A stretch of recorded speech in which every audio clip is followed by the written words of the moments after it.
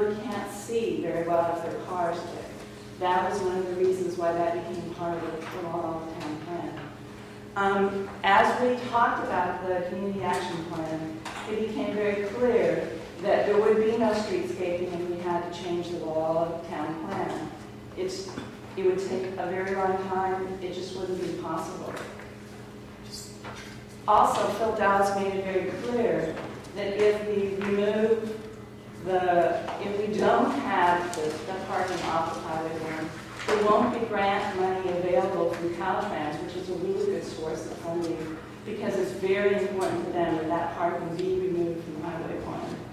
It's also very important to the Coastal Conservancy, which is also another really good source of funding, that there be a walkable community, walkable pathways, that there be bike lanes. So those were important things that Phil included in his plan. He has said all along that the streetscaping won't go through until the parking is resolved. He's looked for ways. He's talked about ways of sharing parking. He's talked about ways of blocking where people go in and out now, which would be, some of those places would be to make additional parking places. This community, a lot of people walk. They're not afraid of walking for a few minutes. The most that they estimate people will have to walk would be 5 minutes, which those of you who live in Fort Bragg and some other areas probably walk all the time. When we have the pancake on Saturday, people walk a long way to go because that's where they want to go. I know people that who want to park at the shop at the Surf, who park in the Sunstrom Mall and don't mind walking that distance. I really think that the streetscaping would be a wonderful benefit for our community. The consultants are working with us to try to work out the parking. I think it's possible, and I hope that you will keep these ideas in mind. Thank you. Thank you. Others wishing to speak to this? Mr. Hay?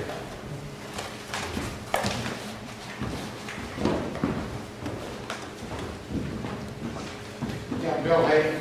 I've lived here since 1943. I remember when the store was right across the street, and that's where the brand inspector was when you moved your cattle out here.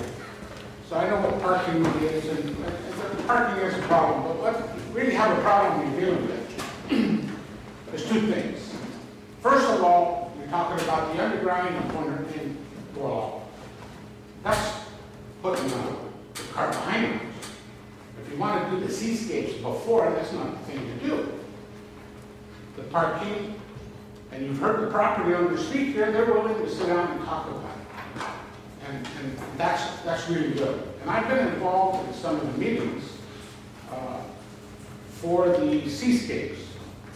The other problem that you're dealing with, that I see, is number one, is funding. Number two, I've heard different opinions that there's going to be maybe 3 separate contracts to go out for the underground.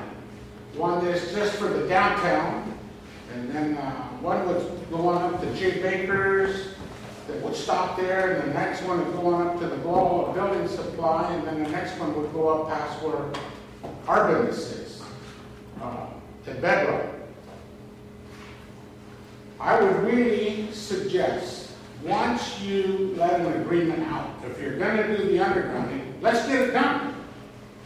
If you're not going to do that, then who are you going to charge when you let these bids out? Are you going to just charge the people that are in front of these projects, pay for this undergrounding? Or are you going to charge all of us that are in the total undergrounding area?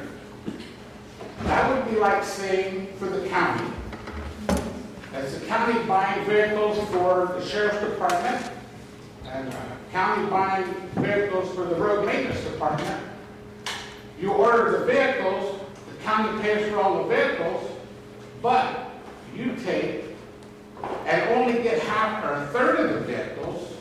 You're still paying for the other vehicles, but then the road department says you're going to charge them, and they don't have the vehicles. That'd be like me at the other end of the project. I'm willing to pay whatever the amount is, as long as everybody else pays. But if it's only downtown, why should us at the other town be paying for what we're not getting? And it does need it there. There's no question about it. The next thing is that you have these bicycle paths. I believe they're 6 foot wide on both sides of the road, going down through the wall. As you drive around today, and you can see them. That's really a lot of space taken up for the parking that really is needed. So that's another thing that the engineers need to be dealing with. And we've sat down in all these meetings, but it kind of disappears. They go home and they write it back up again because Caltrans is telling them, we're not going to fund you because you're not getting the proper amount of space for the bicycle paths. Well, that has to be dealt with. But there needs to be something done here. And the other thing is the funding for the whole project. We're in economic bad times. And this really has to be considered. And I appreciate you folks coming today and bringing the nice sunshine. Thank you. Please, I was going to call on you to answer some of these questions.